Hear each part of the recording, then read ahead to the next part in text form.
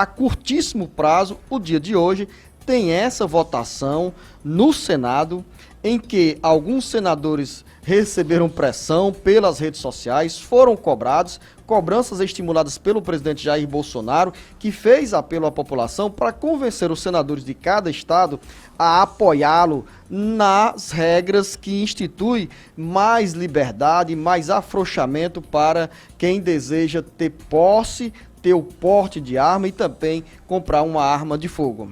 E eu acho, viu, Luciano, pelo andar da carruagem aí, que o Senado pode impor hoje uma nova derrota ao governo Jair Bolsonaro.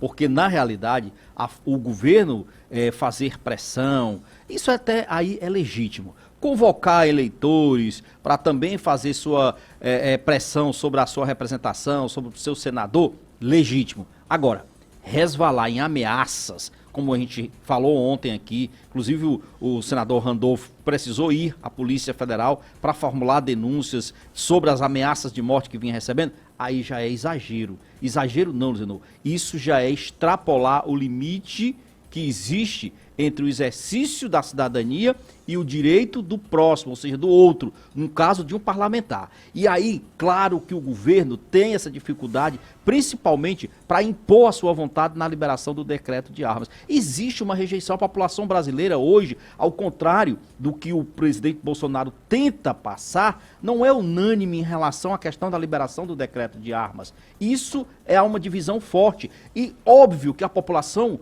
entende, Luciano, que se tem uma minoria, e eu vou tratar como minoria, que defende que haja a liberação do porte, do uso de armas, há uma imensa outra legião de brasileiros que é contra.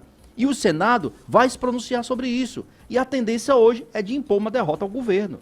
Também dentro da pauta do Congresso Nacional hoje, Beto Almeida, nós vamos ter um amplo debate na Comissão Especial da Câmara Federal sobre a reforma da Previdência Social. O Carlos Alberto chega com essas informações, o Carlos Silva tem essas informações sobre... Já, Lucinha, você traz o Carlos Silva, enquanto eu converso com o jornalista Beto Almeida, já antecipando essa agenda de hoje na Câmara Federal, Beto Almeida, são 140 deputados inscritos para opinar, para se opor ou para defender a proposta de emenda à Constituição Federal, PEC 06, que trata das novas regras da Previdência Social. Exatamente, Luciano. E um detalhe aí, viu?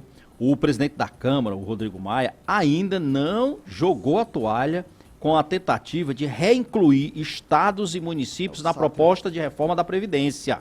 Ele, inclusive, ontem, numa rápida entrevista lá em São Paulo, numa rádio em São Paulo, chegou a dizer, por exemplo, que hoje, terça-feira, iria estar aqui em Fortaleza, reunido com a bancada no Palácio da Abolição. Rapidamente, depois, a assessoria de imprensa do governador Camilo Santana disse que não havia, inclusive, nada marcado nesse sentido. E até porque, Luciano e ouvintes, para o deputado Rodrigo Maia, por exemplo, se reunir só com a bancada, ele não precisaria vir de Brasília para cá.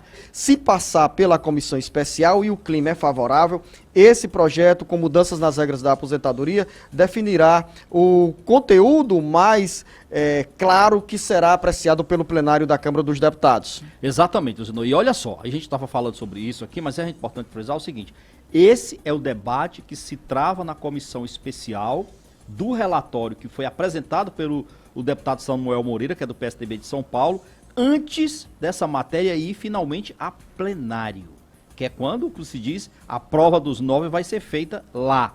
Qual é a questão agora que é importante nesses debates que vão ocorrer a partir de hoje na comissão especial?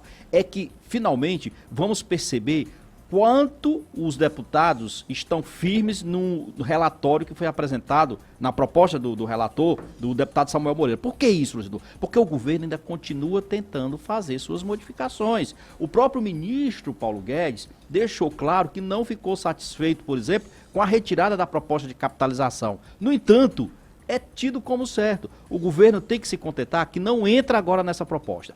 A capitalização pode voltar ainda a ser discutida, inclusive a partir do segundo semestre, não mais dentro da reforma, mas incluído como um projeto de lei ordinário que vai passar a tramitar na casa e cumprir todo aquele trâmite processual e tal. O governo queria que já fosse agora? Queria. Não vai ser possível. Agora, Tem outras mudanças que podem ainda acontecer? Podem, Luciano, podem sim, inclusive por pressão de grupos que têm muita força dentro do Congresso, como dos servidores públicos, como dos militares. O que importa é o seguinte, é saber se os deputados vão estar firmes em relação a esse relatório, que ele não sofra mais tantas alterações. O mercado reagiu bem, o governo reagiu mal e, na realidade, Luciano, o que se prevê aí, pelo menos do que foi colocado até agora, é que o governo tem muito a comemorar, porque as perdas não foram relevantes, a espinha dorsal do projeto da reforma da Previdência está mantido, a economia não vai chegar inicialmente a 1 trilhão, como o governo dizia, queria pelo menos, mas está muito próximo disso, ou seja, se passar do jeito que está, é vitória para o governo e principalmente para a Previdência. E esse projeto, como eu já falei aqui, representa um marco na Previdência Social, porque pela primeira vez nós teremos no Brasil a instituição de uma idade mínima para os aposentados, mulheres e homens, se aposentarem.